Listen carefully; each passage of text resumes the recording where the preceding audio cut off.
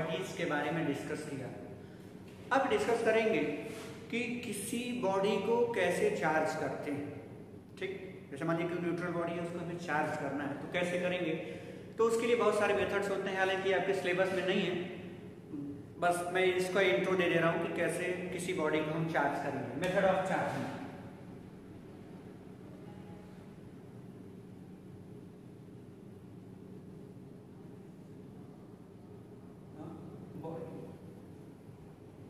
किसी बॉडी को कैसे चार्ज करते हैं, तो बेसिकली आपको 3 मेथड के बारे में जानना है। एक होता है बाय रबिंग और फ्रिक्शन, फ्रिक्शन के द्वारा होता है। दूसरा होता है बाय कंडक्शन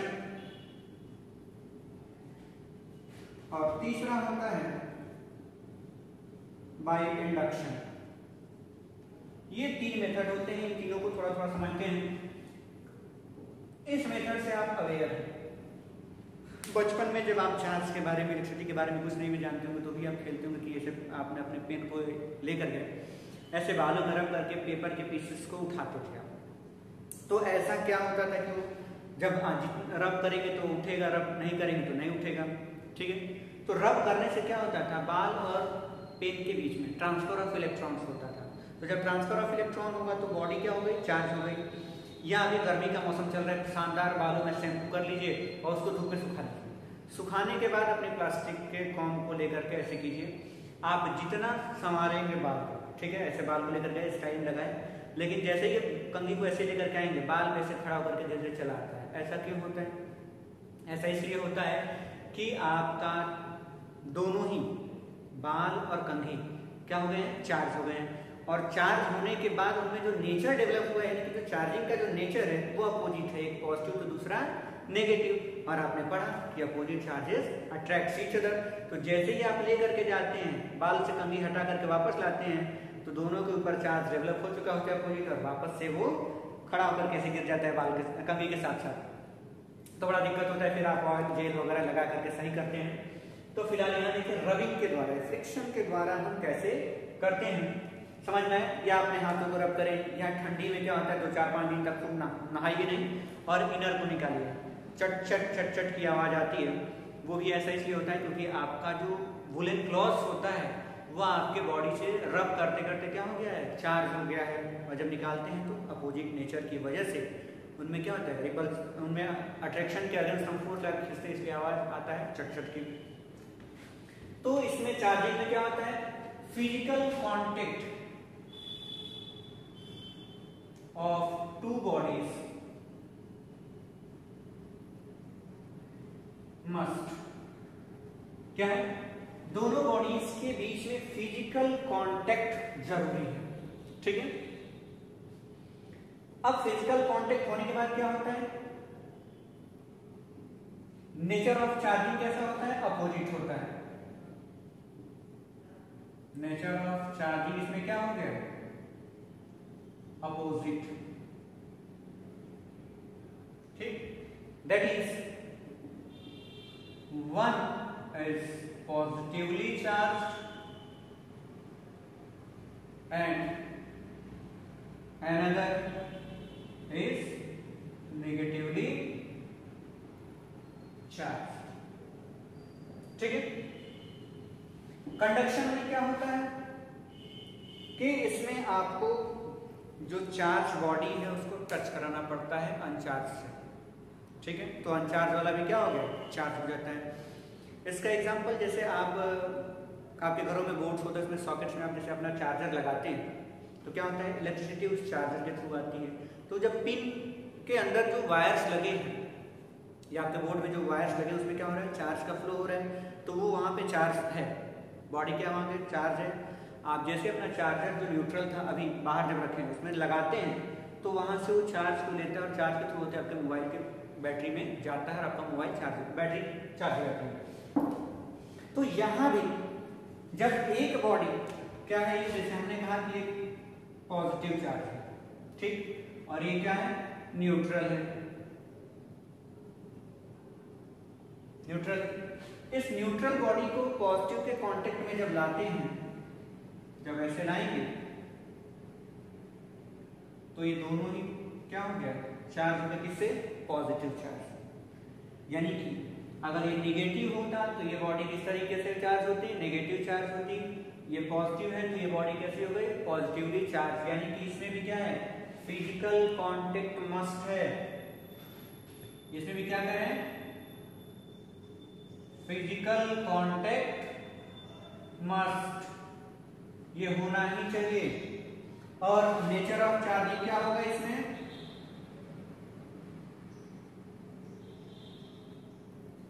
क्या हो गया, सेम टाइप। ठीक, तो इसमें क्या करें, इस न्यूट्रल बॉडी को चार्ज बॉडी के कांटेक्ट में जब लाते हैं तो न्यूट्रल बॉडी में क्या हो जाती है, चार्ज हो जाती है। और चार्ज का जो नेचर होगा क्या होगा, सेम टाइप का होगा, दोनों पे चार्जिंग सेम होगी। तीसरा होता है इंडक्शन। इंडक्शन में ना तो रब करना है ना कांटेक्ट में लाना है, बस ऐसे कि ये आपका एक बॉडी है जो चार्ज है, दूसरा अनचार्ज है, इसको बस पास तक लाना है। ठीक है, पास तक लाने से क्या हो गया, बॉडी इंड्यूस होकर के चार्ज हो जाती है। इसमें क्या होता है कि जैसे हमने लिया एक चार्ज बॉडी, ठीक है, इसके ऊपर हमने काम किया है प्लस चार्ज है, और ये न्यूट्रल बॉडी है। ठीक, क्या हो गया, न्यूट्रल बॉडी। इसके ऊपर मान लीजिए कि चार्ज कौन सा है, हमने अलग रखा है इसको। पहले हमारे पास क्या है, न्यूट्रल बॉडी है जिसके ऊपर चार्जिंग क्या है, सेम है। ठीक है, जितना पॉजिटिव उतना ही नेगेटिव। लेकिन जब इसको आप इसके पास लेकर के आ गए तो ये क्या हो गया, इसके ऊपर पॉजिटिव चार्ज था, ये इस बॉडी में प्रेजेंट नेगेटिव चार्ज को अपनी तरफ खींचेगा और पॉजिटिव को क्या करेगा, रिपेल करेगा। ठीक, रिपेल करके दूसरे साइड नेगेटिव वाले को अपनी तरफ खींच लिया। अब यहां से इसको क्या कर देते हैं, हम एक ग्राउंड कर देते हैं। तो यहां से जैसे ही ग्राउंड करेंगे तो यहां से क्या हो गया, पॉजिटिव चार्ज निकल करके अर्थ में चला जाएगा और इस बॉडी पे कौन सा चार्ज बच गया, सिर्फ नेगेटिव चार्ज बच जाता है।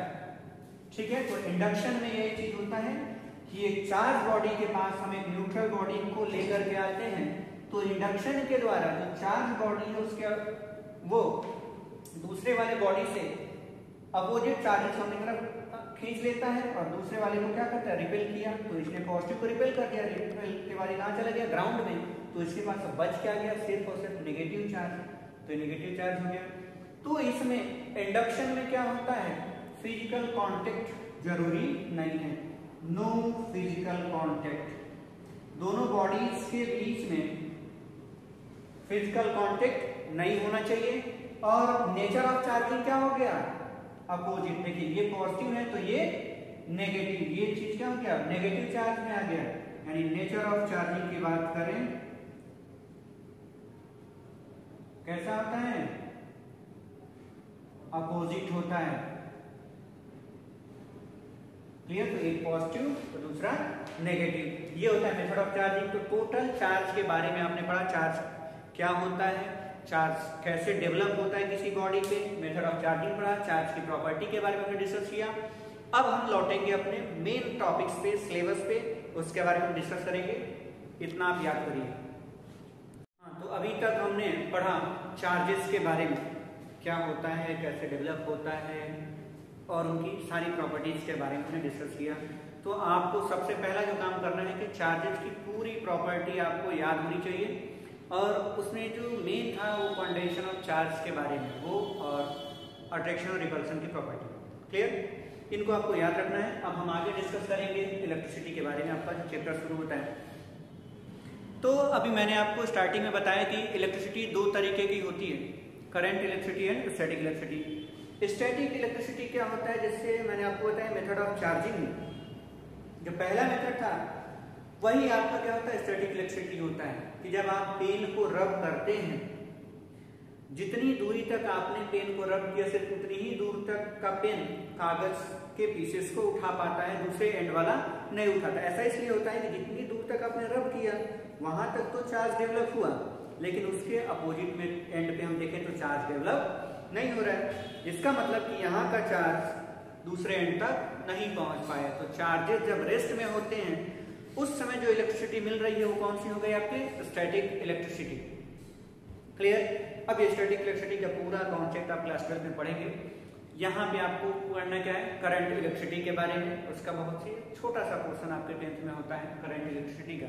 तो जो दूसरा मेथड होता है करंट इलेक्ट्रिसिटी, वो क्या होता है कि अगर चार्ज यहाँ पे है तो अपने आप दूसरे एंड तक आए। अगर हम कुछ एक्सटर्नल फोर्सेस लगाएं, फैक्टर्स लगाएं, तो जब चार्जेस एक बॉडी में एक एंड से दूसरे एंड तक मोशन करता है, उस समय जो इलेक्ट्रिसिटी मिलती है वो होती है आपकी करंट इलेक्ट्रिसिटी। अब चार्जेस क्यों फ्लो हो रहा है इसके बारे में जानना जरूरी है। तो उसके लिए कुछ टर्म्स आते हैं, उन टर्म्स को हमें समझना है। इसमें एक एक टर्म को हम डिस्कस करते जाएंगे। सबसे पहला जो टर्म आपको इसमें मिलता है वो मिलता है पोटेंशियल। ठीक, अब चूंकि इलेक्ट्रिसिटी से टर्म रिलेटेड है तो इसलिए कहते हैं इलेक्ट्रिक पोटेंशियल। ठीक है,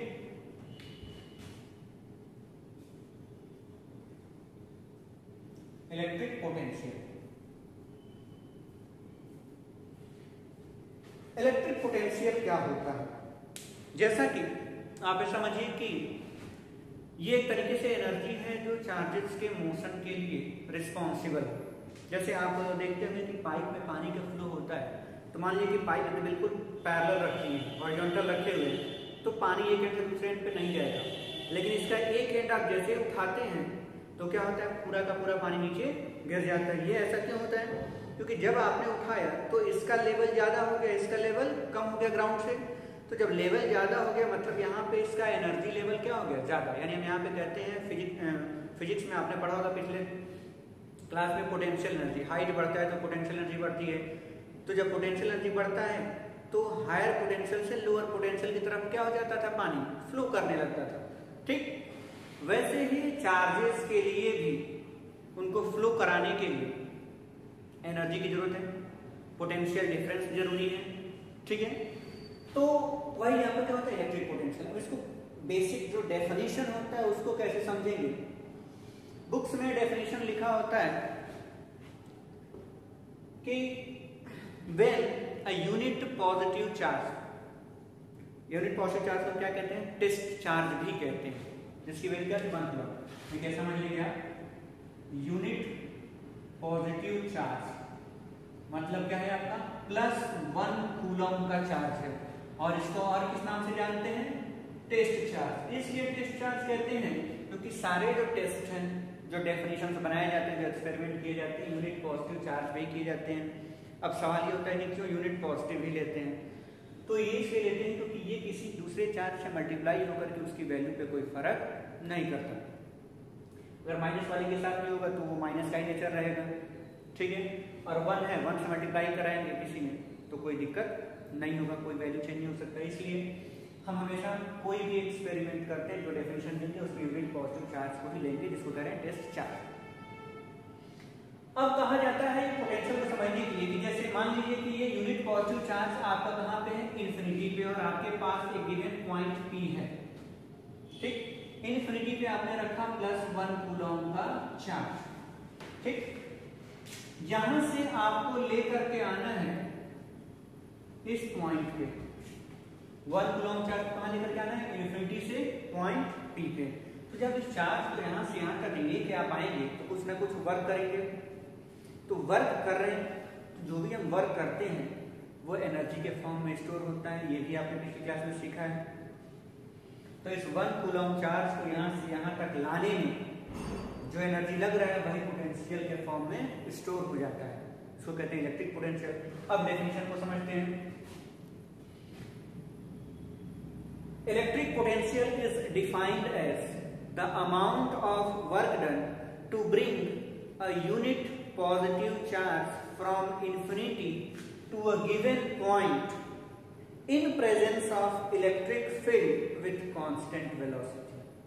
ये आपके बुक में लिखा नहीं होगा, इस चीज को ध्यान दीजिए क्योंकि सिर्फ आधा डेफिनेशन आपके बुक, बहुत सारे बुक में है। पूरा डेफिनेशन क्या कहता है, it is defined as the amount of work done to bring a unit positive charge from infinity to a given point in presence of electric field with constant velocity. ये add करना जरूरी है। ठीक, तो जब आप इसको यहाँ पे लेके आ रहे हैं तो यानी कि यहाँ पे ऑलरेडी कोई ना कोई चार्ज है जिसका कुछ इलेक्ट्रिक फील्ड होता है। अब जब आप इस पॉजिटिव चार्ज को इस फील्ड में लेकर के आएंगे अगर मान लीजिए यहाँ पे ऑलरेडी एक पॉजिटिव चार्ज है, समझिए पॉजिटिव चार्ज आपने +2 कूलम का रख दिया, तो यहाँ तक तो इसको आप एक वेलोसिटी से लेकर के आएंगे, लेकिन जैसे ही इसके फील्ड में एंटर करेंगे तो ये पॉजिटिव इस पॉजिटिव को क्या करेगा, रिपेल करेगा। तो जब रिपेल करेगा तो आपका कांस्टेंट वेलोसिटी का कॉन्सेप्ट क्या हो जाएगा, फेल हो जाएगा, वो आप नहीं रख पा रहे। तो उसके लिए हमें एक्सटर्नल फोर्स और लगाना पड़ा, तब जाके उस वेलोसिटी को हमने एक्वायर किया। तो जैसे जैसे पास आ रहे हैं एक्सटर्नल फोर्सेस क्या हो रहा है, बढ़ाया जा रहा है। तो यहां से यानी इंफिनिटी से इस पॉइंट तक लाने में क्या हो रहा है, जो वर्क हो रहा है वही वर्क किस फॉर्म में स्टोर हो रहा है, इलेक्ट्रिक पोटेंशियल के फॉर्म में स्टोर हो जा रहा है। इस बात को समझिए। अगर यहाँ निगेटिव हो जाता तो क्या करता भाई, यहाँ पे जैसे ही आते चार्ज इसको अट्रैक्ट कर लेता, ठीक, यानी वेलोसिटी को क्या कर देता, बढ़ा देता। तो उस केस में हमें क्या करना पड़ता, उसकी वेलोसिटी को कम करना पड़ता, उधर की तरफ पुश करके।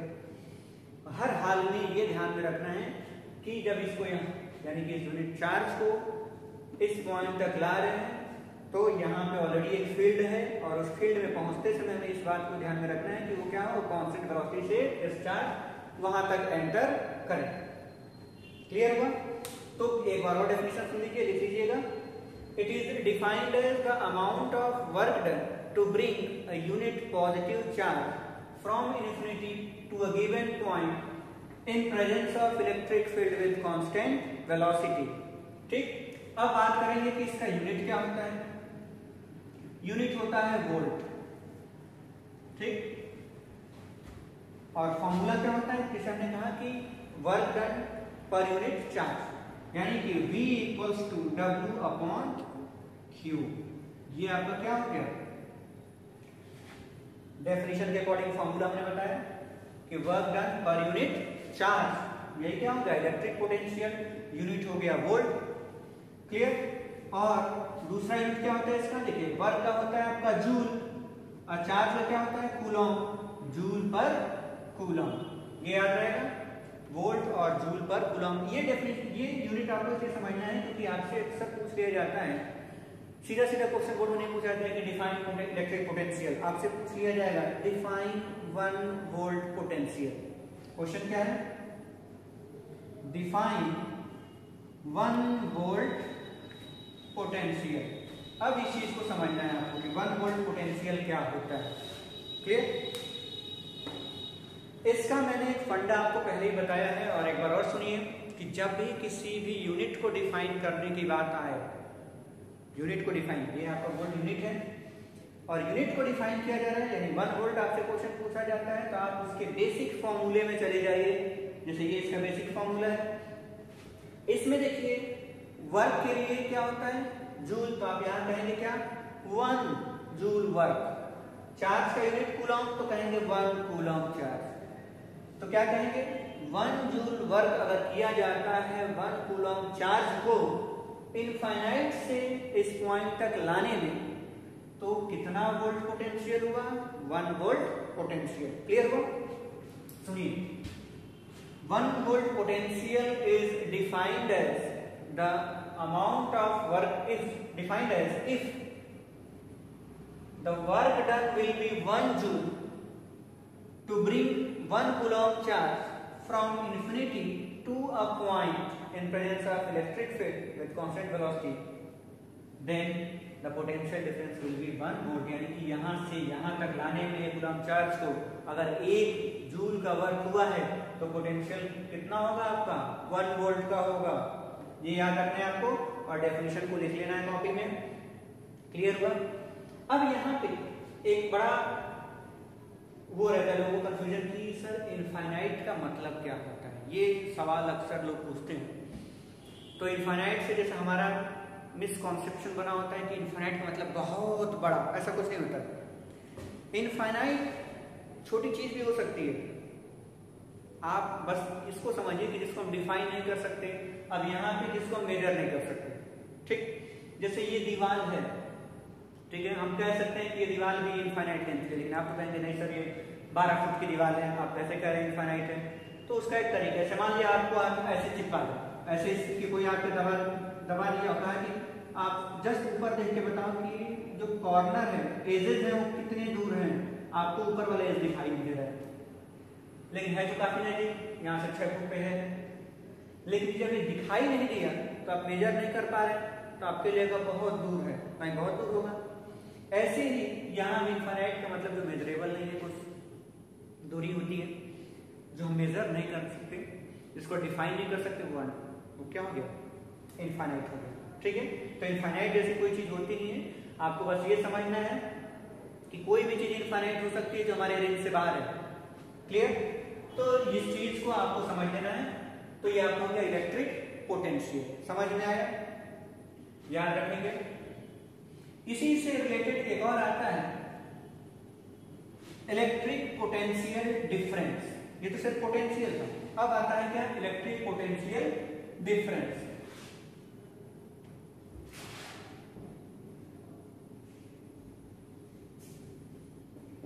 ठीक है, इलेक्ट्रिक पोटेंशियल डिफरेंस क्या होता है? जैसे पोटेंशियल के लिए हमने कहा था कि एक आपके पास नोन पॉइंट है, गिवन पॉइंट है, दूसरा क्या है, अननोन है। लेकिन जब बात करेंगे इलेक्ट्रिक पोटेंशियल डिफरेंस की, पोटेंशियल डिफरेंस ये भी कुछ वैसा ही होता है, बस जैसे आपने पोटेंशियल में पढ़ा था, इलेक्ट्रिक पोटेंशियल में कि एक अननोन था, एक नोन था, दो पॉइंट्स थे। लेकिन यहाँ पे दोनों ही पॉइंट्स क्या है, नोन है। जैसे मान लीजिए कि ये पॉइंट हो गया ए और ये पॉइंट हो गया बी। ठीक, अब किसी एक पॉइंट पे हमारे पास यूनिट पॉजिटिव चार्ज दे रखा है +1 कूलम। अब यहां से इसको यहां तक लाने में जो वर्क होगा, यानी कि गिवन पॉइंट से दूसरे गिवन पॉइंट तक, ये गिवन पॉइंट से दूसरे गिवन पॉइंट तक लाने में जो वर्क होगा वो क्या हो जाएगा, इलेक्ट्रिक पोटेंशियल डिफरेंस। क्यों ऐसा क्यों हो रहा है? जैसे पहले हमने पढ़ा था कि एक अननोन था, तो जब वो अननोन था तो वहां पे हम ये मान के चलते उसका एनर्जी कितना है, 0 है। ठीक, और यहाँ तक लाते लाते कुछ एनर्जी खर्च कर दिए, वर्क कर दिए। ठीक है, यहाँ पे दोनों ही पॉइंट पता है, मतलब यहाँ भी इसके पास कुछ एनर्जी लेवल होगा और एक एनर्जी लेवल यहाँ है। तो जब पॉइंट बी से पॉइंट ए तक किसी यूनिट पॉजिटिव चार्ज को ला रहे हैं तो जो वर्क किए वही वर्क इस फॉर्म में स्टोर हो गया, इलेक्ट्रिक पोटेंशियल डिफरेंस। हर चीज सेम है पोटेंशियल की तरह ही, अंतर सिर्फ क्या हो जा रहा है कि यहाँ पे दोनों ही पॉइंट हमें पता है, वहां पे एक ही पॉइंट पता था, दूसरा पता नहीं था। तो फिर से यही फॉर्मूला हो जाएगा, V = W/Q। यूनिट भी सेम आपका, यूनिट भी आपका क्या हो जाएगा, वोल्ट। हर चीज आप सेम तरीके से लिख सकते हैं, या जूल पर कूलम। बस डेफिनेशन में अंतर क्या करेंगे, सुन लीजिए। Electric potential difference is defined as the amount of work done to bring a unit positive charge from one point to another point in presence of electric field with constant velocity। ये आपको हमेशा add करना है definition के last में कि in presence of with constant velocity। सिर्फ उतना ही तक नहीं छोड़ देना है कि इनफाइनाइट से ला करके रख दिए, ये ऐड करना ज्यादा जरूरी है। क्लियर हो गया आपका? It is defined as the amount of work done to bring a unit positive charge from one point to another point in presence of electric field with constant velocity। ये आपका हो गया इलेक्ट्रिक पोटेंशियल। क्लियर हुआ?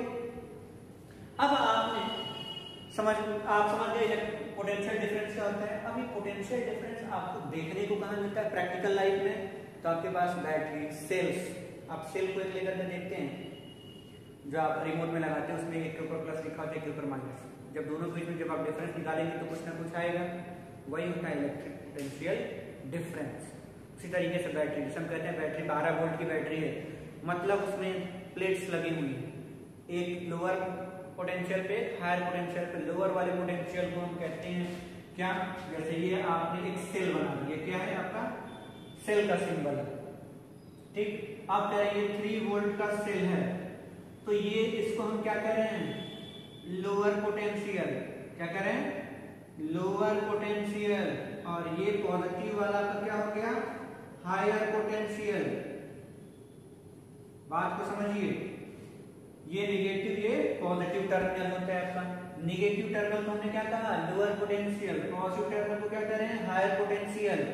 ठीक, तो cell में दोनों होता है, लोअर और हायर पोटेंशियल। अगर ये 3 वोल्ट का है तो इसके लोअर पोटेंशियल पे कितना हो गया, 0 वोल्ट। ठीक, और इस पे कितना हो गया, 3 वोल्ट।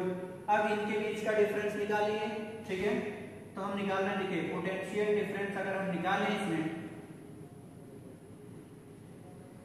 इक्वल्स टू ये क्या बने, higher potential minus lower potential. ठीक, अब देखिए तो potential difference equals to higher यहाँ पे कितना है 3 माइनस लोअर पोटेंशियल पे कितना है 0 इक्वल्स टू 3 वोल्ट। ठीक है, बात समझ में आया? इसको इधर में लिख रहा हूं कि potential difference equals to higher कितना 3 वोल्ट माइनस 0 वोल्ट, आपका कितना आ गया 3 वोल्ट आ गया पोटेंशियल डिफरेंस। इस चीज को समझिए कि किसी भी सेल या बैटरी में आपको जब आपसे कहा जाए पोटेंशियल डिफरेंस निकाल करके बताइए, तो आप ये कह सकते हैं कि higher potential minus lower potential. अब यहाँ ये ध्यान देना है कि यहाँ साइन के साथ अगर यहाँ मान लीजिए कि -1 रख दिया जाए तो -1 ही यहाँ पे रखेंगे। ठीक, साइन के साथ ही रखना है। यहाँ अगर माइनस में अगर रखा जाए कुछ वैल्यू तो माइनस के साथ रखेंगे। तो पोटेंशियल डिफरेंस निकल करके आ गया आपका। तो एक्सेल के अंदर ये होता है, ये आपको याद रखना है हमेशा, क्योंकि ये नोटेशन बहुत ज्यादा यूज होने वाला है। क्लियर? अब बात कर रहे हैं कि सेल तो आप समझ गए, अब यही बैटरी में कैसे समझेंगे? तो बैटरी क्या होता है आपका भाई कॉम्बिनेशन ऑफ सेल्स। ठीक, जैसे बड़ा सा जब टॉर्च लेते हैं या आप रेडियो अगर आपने देखा होगा तो उसमें 3-3 सेल लगाए जाते थे, तो एक के पीछे एक लगा देते थे।